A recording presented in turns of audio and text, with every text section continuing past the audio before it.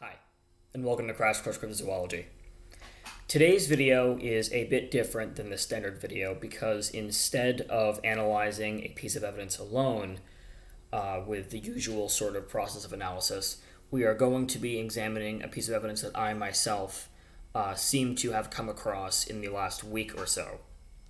On November 5th, last week, I traveled from where I am now in Keene, New Hampshire, to Marlborough, New Hampshire, to investigate a particular report made in 2003 that can be found on the Bigfoot Field Researchers Organization website under the Cheshire County, under that section. The report indicates that there were alleged vocalizations heard from the Porter Lane area of the town that, according to the witnesses, resembled the Snohomish County recordings from 1978 to a T. And for those of you who are not familiar with those, they're some of the more well-known Sasquatch or alleged Sasquatch vocalization recordings, and they're quite an interesting piece of audio. Being so close in proximity to this area, I wanted to get out there myself and see if the area was worth conducting research at. Marlborough is a very small town. It's very cozy, very homey, and it's quite a good experience to travel through that town. What was, of course, most interesting was actually getting out to the spots that I wanted to get out to. The particular spot that I came to on November 5th is about a kilometer east of a spot called Cooper Hill, which is a mountain ridge in Marlborough, and which puts it about roughly half a mile from Cooper Hill. Now, the area itself is unnamed. It's a bit of a peninsula surrounded by residences that opens up in the west towards the wider forest and towards Cooper Hill specifically. The reason I went there was because it was easy access and because it was so high up, and it seemed the residents weren't very active at the time. So, with the time frame that I could work with, it seemed like this would be a reasonable place to go, especially if I wanted to do call blasting or something like that. I arrived at that location at about 1:25 in the afternoon, climbed up a ridge at about 1:30 in the afternoon, and conducted what I could and ended up recording some very interesting audio from the area. Before I go any further, I will now play the audio in its entirety. It's about a 3.5 minute sequence, and we will discuss it after that is played.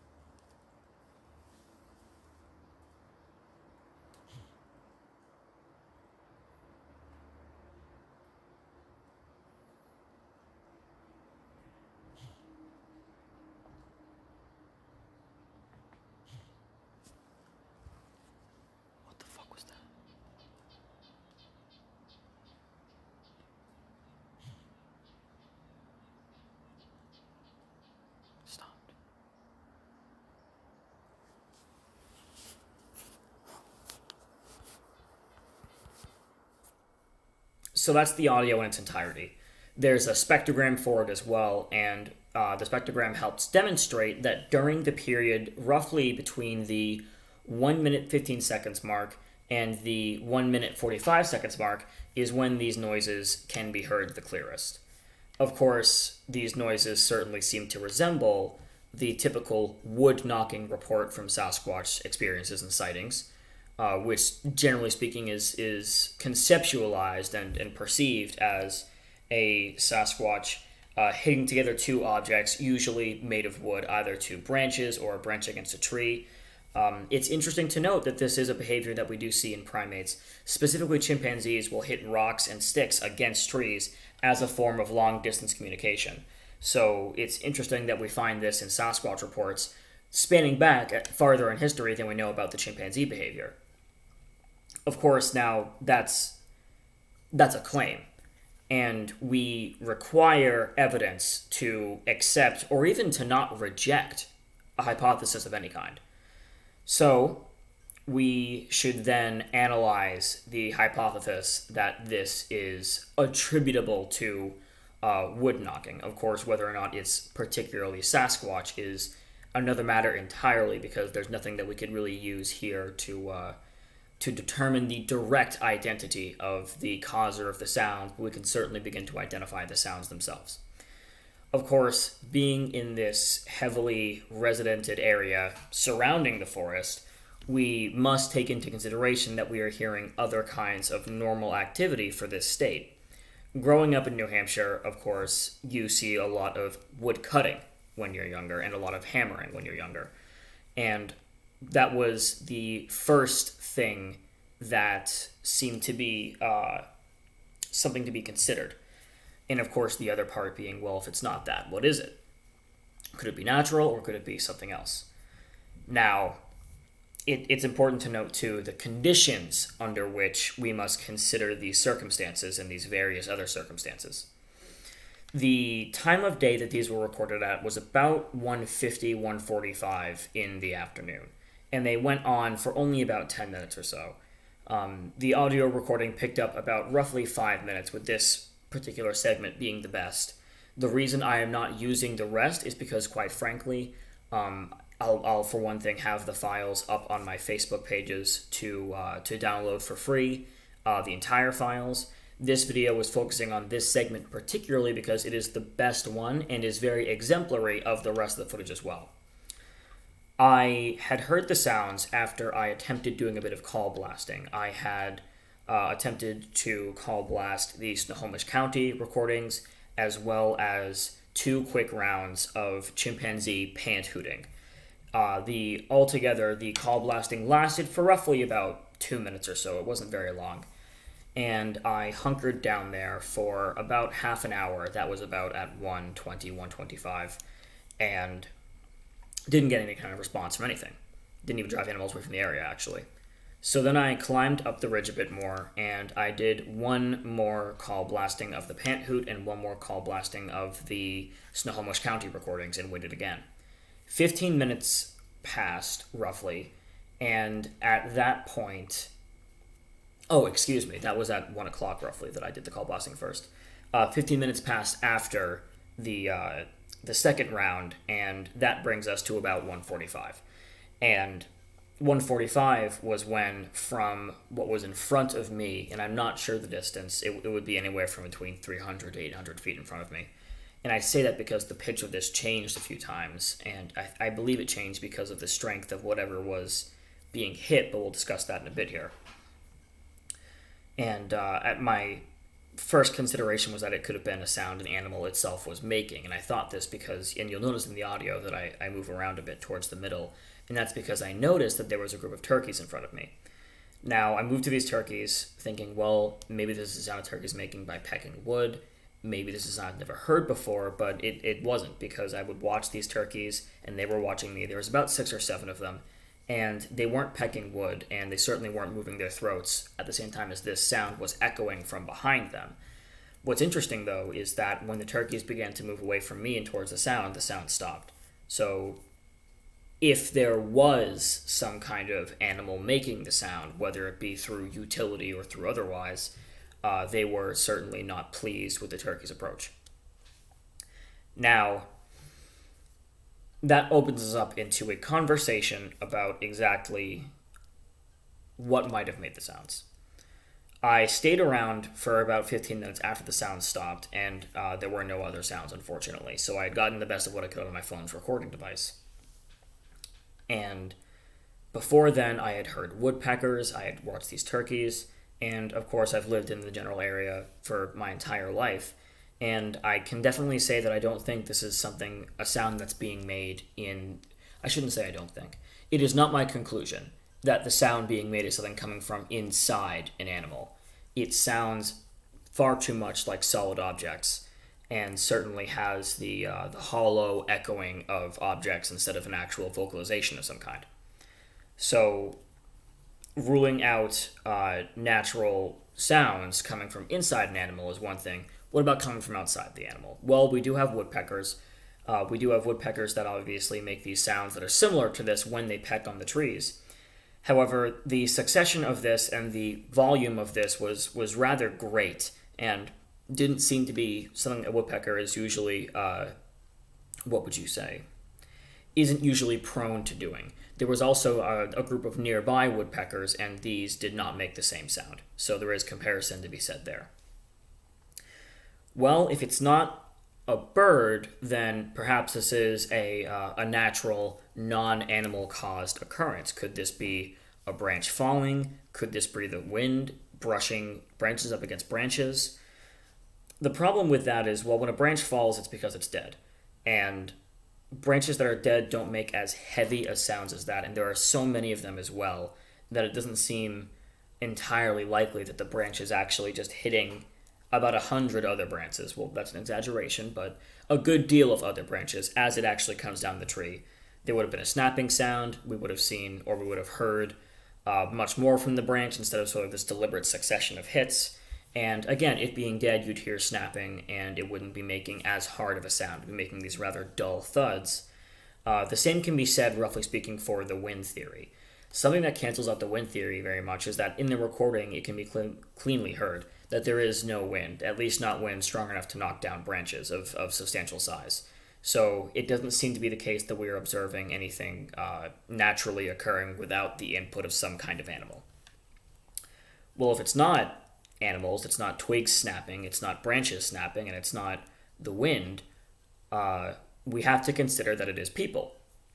Now, of course, again, this area is a peninsula surrounded by residences and then opens up to the west, and the sound is happening right about over here. Roughly speaking, anyway. That's where it seemed to be coming from. So we do need to consider the possibility that this is made by residents. What sound could be being made? Well, if it's not directly a resident actually hitting wood on wood, replicating a Sasquatch wood knock, it could be hammering, and it could be wood cutting. The problem with hammering is that hammering is metal or stone on metal or stone or wood. And metal and stone just doesn't make the same sound as wood on wood. It is this very hollow, not clinky. It is very, very hollow sounding, and certainly doesn't seem to ring out the same way that metal does. So I think we can rule out a metal tool or a stone tool of some kind. Now, wood cutting is different because that isn't battering, that's cutting. And especially if you live in New England, most of the stands used for wood cutting are just other pieces of wood. So is it possible that we're hearing either an axe hit wood over and over again, or that we're hearing an axe get stuck in wood and being hit against the base below in order to finish the split? Now, that's a common occurrence in wood cutting. That's a very common occurrence, but it doesn't make the same sound. And it doesn't because it's not a very hollow sound for starters, but there's a deeper meaning behind that, and it's that when you swing an axe is a particularly heavy tool. No matter who you are, it's not something you can kind of just go like this with, especially not just because of the weight, but because of the weight balance on an axe. It requires more precision than that, and therefore requires slower movements. To hit a piece of wood over and over again in most of this succession is relatively believable. There are several parts, especially in the gap that was highlighted in the spectrogram, that do not seem to add up for that. It's too fast a movement, and it doesn't make sense that an axe, whether it's embedded in the wood and doing this or it's just coming into the wood, would be able to move that quickly. I'm forced to rule out axe because it just doesn't add up with weight balance. The most likely scenario that we're being presented with here is that this is in fact wood on wood in nature. Now, of course, that doesn't mean that it's not people. Again, we can't exactly determine what the specific identity of this animal causing this is. It is most likely to be people because people are directly in that area, or at least they're adjacent to that area. They're across from that area, and they're in every other direction as well, except for the west where it opens up to Cooper Hill. So, why would people be knocking wood on wood? Well, it's possible that people heard my call blasting and wanted to play a joke. That's always a possibility. It's possible that this is kids playing around. This is not necessarily something that can't be explained by people. But analyzing it's still important because we now understand that this piece of evidence is something that we essentially have to concede is something that is made by something with hands. Something with hands is making this sound. And I'm not sure what it is. I can't definitively say it's people. I can't definitively say it's a non-human primate. I can certainly definitively say that it is more likely to be people. But I have no direct proof one way or the other what exactly it is. It's important to note that there were other signs of habituation in the area, such as deer tracks, kind of unidentifiable game tracks that were just too vague to tell in the soil. Particularly, there was a broken tree that seemed to have been twisted a bit that was seemingly an alive tree. And that was quite interesting because those are kind of hard to bend, and it was a considerably thick one as well. These are the photographs of it right here. And again, this could be people. This could be kids out in the woods. In fact, it most likely is. It's certainly interesting that all this took place around relatively the same area as the BFR report did. Again, there's no proof one way or the other, but it is still a very important piece of evidence because it seems to legitimize that people seem to be, in fact, hearing wood knocking in the woods. Whether it's attributable to Sasquatch or not is a different story, but it seems that wood knocking is a phenomenon that one can come across in the woods. And that, of course, hopefully gets us just that little bit further to expanding our database on this mystery, and hopefully by doing that, we're getting ever so microscopically closer to figuring things out. Thank you for watching. I will have the entirety of the spectrogram and the raw audio files up on Facebook soon enough, and hopefully they're already up by the time that you're watching this video. I will also have the photographs of the tree snap there, and that will be all for today. Thank you.